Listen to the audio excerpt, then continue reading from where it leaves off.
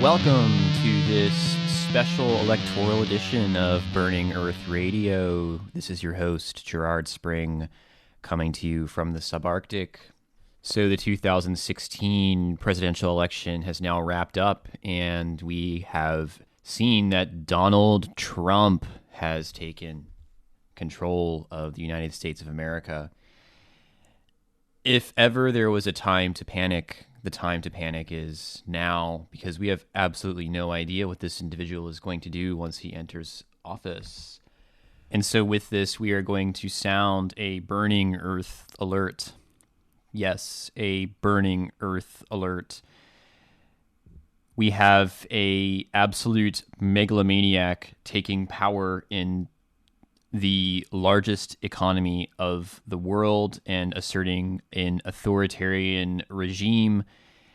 And we have the adventurism of the American people and their willingness to entertain fascism as a solution to the economic turmoil of the country.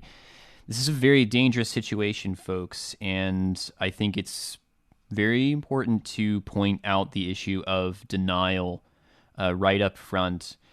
I was talking to some people in the United States last night as the election was going on, and one of the prime features that came out of the conversations was this feeling of denial, this sense that, oh, it's not that bad. What's the worst that could happen? You know, everything is going to be okay, and things can't get that bad any more rapidly than they're getting bad right now. And I think it's very important to take a step back and realize exactly what has happened here. In addition to Trump taking the White House, we also have a clean sweep of the Republicans in the House, and we have a clean sweep of the Republicans in the Senate. So in theory, Trump should, if he can rally his party around him, he should indeed have the support to be able to push through whatever austerity measures he deems fit for the moment. I think what we're looking at here is a government from moment to moment, a government at the whim of adventurism, so to speak. So it's pretty much impossible to predict the future. And going back to some comments in our Saturday show, it's critical to remember that we have to be prepared to be deluded almost moment by moment, day by day, and hour by hour. This is a major shift of power on the world stage, and it's a major push towards fascism, and it's a major push towards the acceptance of fascism and the rise of fascist movements within the Western world. In addition to collecting all of the powers of the office of the President of the United States, Donald J. Trump will also be in a position to appoint Supreme Court justices. Yes, Supreme Court justices. And for those of you who are not in the American audience and are not familiar with American politics, the Supreme Court justices are appointed for life. So the legacy of Trump in the United States could last for upwards of 30 to 40 years, depending on who he selects as his Supreme Court justices. So at this point, we have to realize that we have entered the darkling plane. Trump is pure adventurism. Trump is megalomania. Trump is authoritarianism, and Trump is fascism. If you are under the illusion that Trump is going to provide any solution to any of our problems as a country and as a people, then you are, quite frankly, living in a delusion. In order to hazard a guess as to what a Trump administration might look like, then we need to look no further than the annals of history. Oftentimes, I think that we tend to believe ourselves to be above history and to be above the currents of history. But by and large, a lot of the political and social trends of humanity has not changed very much over the past 2 millennia. And one should always remember that if it happened before, it can happen again. And this goes back to the concept of denialism that, oh, well, it's not that bad, or we can't really expect the worst to happen, or we're going to wake up tomorrow and it's going to be the same as today, and today is going to be the same as yesterday. So it's time to get out of that frame of thinking and to really study the history, taking a look at it, so we might have some idea of what lies ahead for us. So without further ado, let us open the history books and take a look at where we might find Trump. One particular case which comes to mind immediately is that of the Roman Emperor Nero, who reigned from 54 to 68 AD. Nero was a very big fan of himself, and he was responsible for many atrocities within the Roman Empire, and most notably, he was famous for putting up a statue of himself on the lawn of the Roman Forum. Interestingly enough, the palatial complex of Nero was torn down by the subsequent Emperor Vespasian. In its place was put the Colosseum, which was seen to be a sort of revival or a way of perhaps collectively forgetting the tyranny of the Emperor Nero.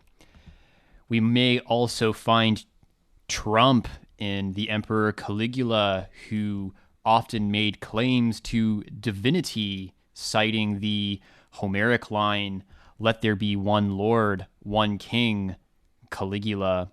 And he often appeared in public dressed as various gods, such as Mercury, Venus, and Apollo. This is indeed the height of narcissism that we see in Caligula.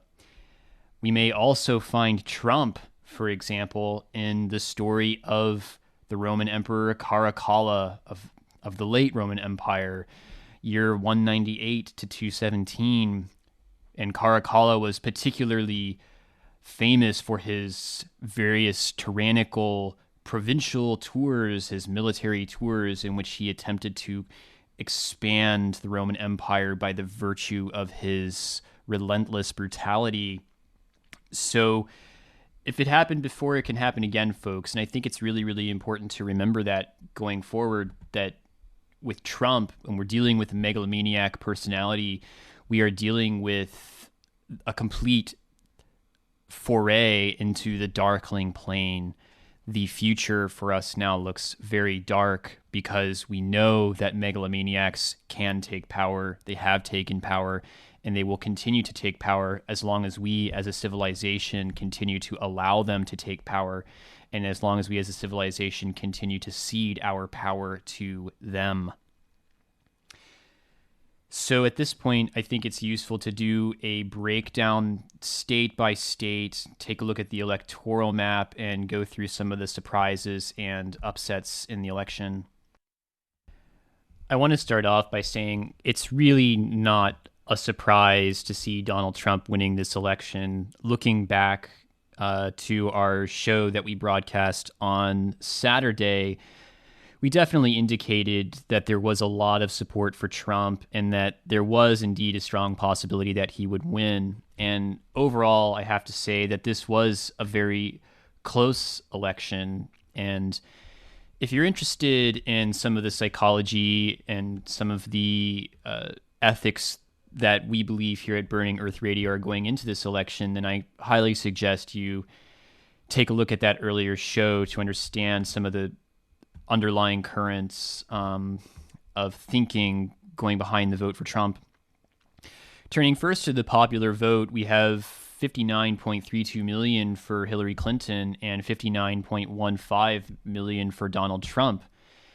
This puts us in a really interesting situation because we have Hillary Clinton taking the popular vote while we have Donald J. Trump sweeping the Electoral College. This was indeed perhaps expected in a lot of ways.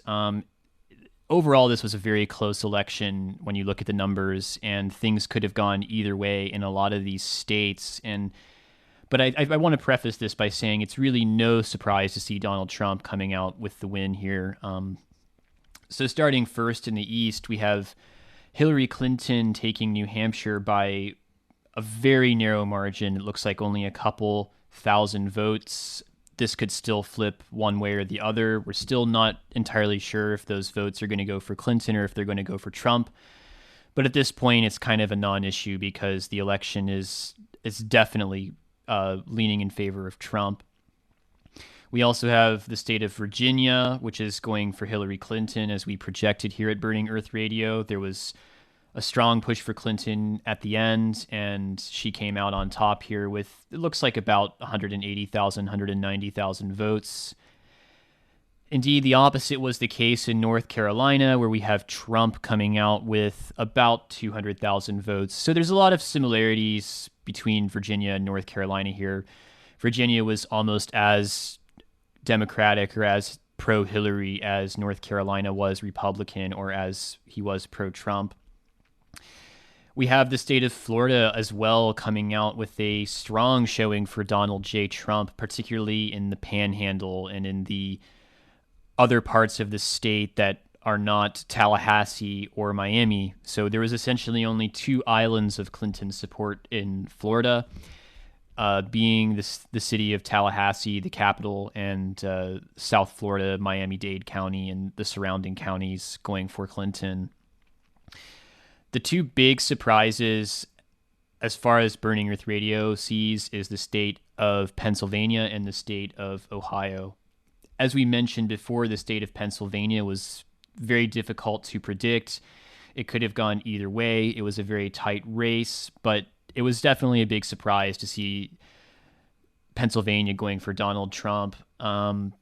Looking on a county-wide basis, you have essentially the demographic that we projected in our previous show, where you have strong Democratic support in Philadelphia and some of the surrounding counties. You have strong support for Hillary Clinton in Allegheny County, which is in western Pennsylvania, Pittsburgh.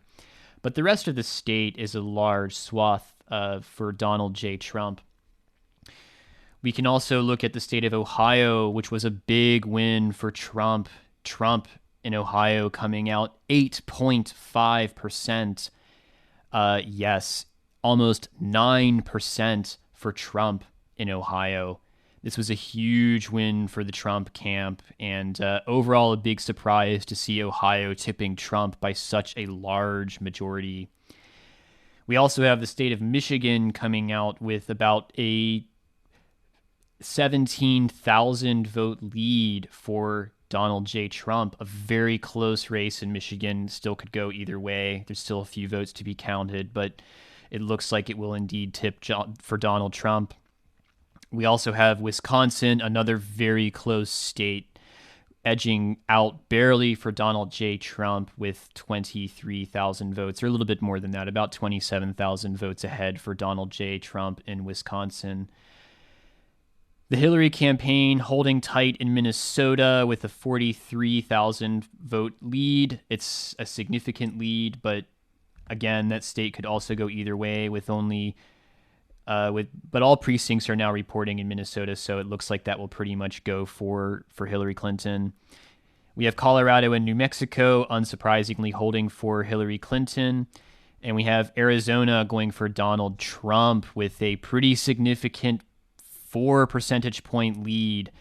This is not a surprise, as there's a lot of conservatism in the state of Arizona regarding the police state. There's a lot of police state support. It's also the border, issues regarding the border. People on the border tend to be pretty conservative in Arizona, with the likes of people like Sheriff Joe Arpaio. So going in for the police state, we have the state of Arizona. Interestingly, one state which we did not quite anticipate was Nevada, going for Hillary Clinton with a pretty significant 2 percentage point lead. Looks like she held tight in Reno area as well as in Clark County, which is Las Vegas. So Hillary Clinton pulling ahead in Nevada. So that was definitely a nice thing to see coming out of Nevada. It's important to note that the vote for Hillary Clinton is in no senses a vote for Hillary Clinton. It, in all cases, to me, appears that it was a vote against Trump and against the Trump regime. It was really nice to see this kind of thing coming out of Nevada, a little bit of sanity in an otherwise insane and very chaotic election cycle. So in order to wrap this up, it's really not a surprise to us here at Burning Earth Radio that Donald Trump came out for the win. We knew the support was there for Donald Trump. He had a strong showing in a lot of states. He had a lot of support. He was pulling huge rallies in a lot of the states that were ended up actually going for Trump. And there was a lot of hidden support for Trump that I don't think the polls really picked up. A lot of people coming out to vote for Trump who may have never voted or may have not voted for a long time. So it's really important not to underestimate the power of the Trump constituency in this point, because they really did vote as a bloc, and this is what allowed them to claim a victory in this election. So with that, I think it's time to, again, take a step back and really do a bit of soul searching here, because things are going to start to change on us very rapidly once the Trump administration gets rolling. So with that, I would like to once again issue a burning earth alert. Yes, a burning earth alert.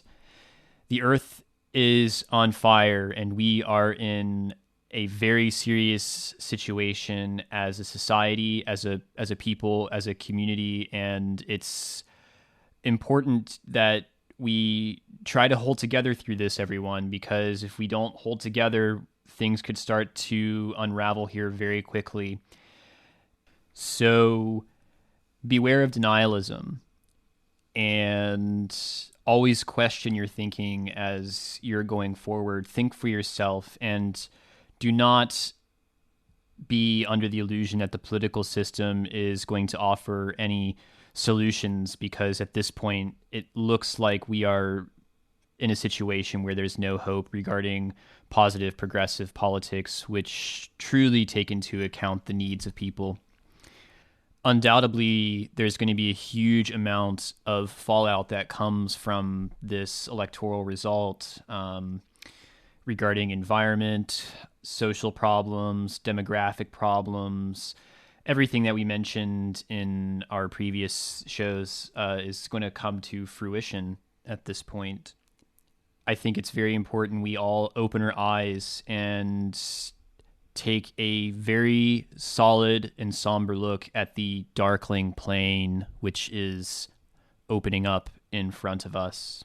And with that, I would like to close this special electoral edition of Burning Earth Radio. If you enjoyed the show, please like, comment, and subscribe.